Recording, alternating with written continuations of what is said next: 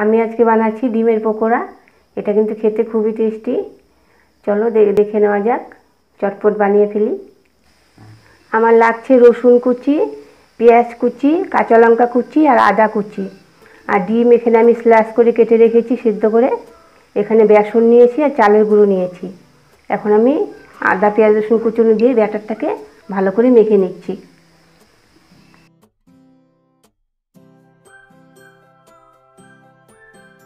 অল্প একটু নুন দিচ্ছি, একটু হলুদ গুঁড়ো দিচ্ছি,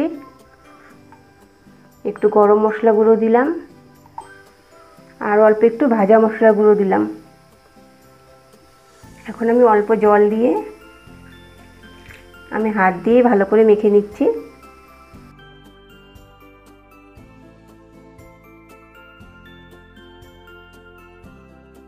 ব্যাটারটা কিন্তু বেশি পাতলা হবে না, ঘন করে করতে হবে।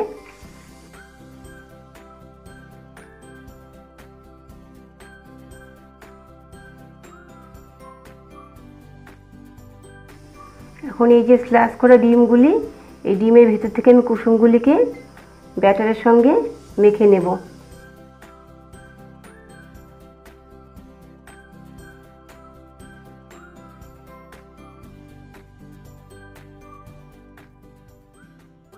ব্যাটারের সঙ্গে ভালো করে ডিমের কুসুমটাকে মেখে নিচ্ছি।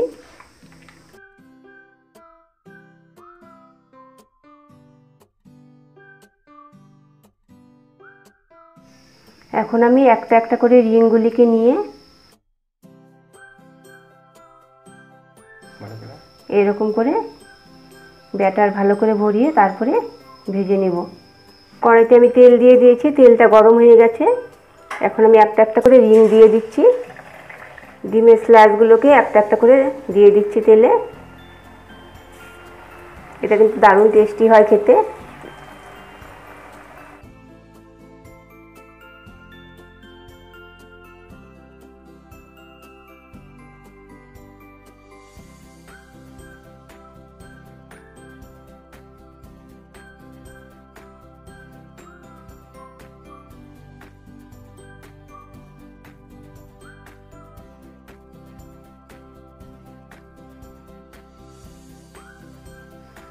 হয়ে গেছে, আমি নামিয়ে নিচ্ছি।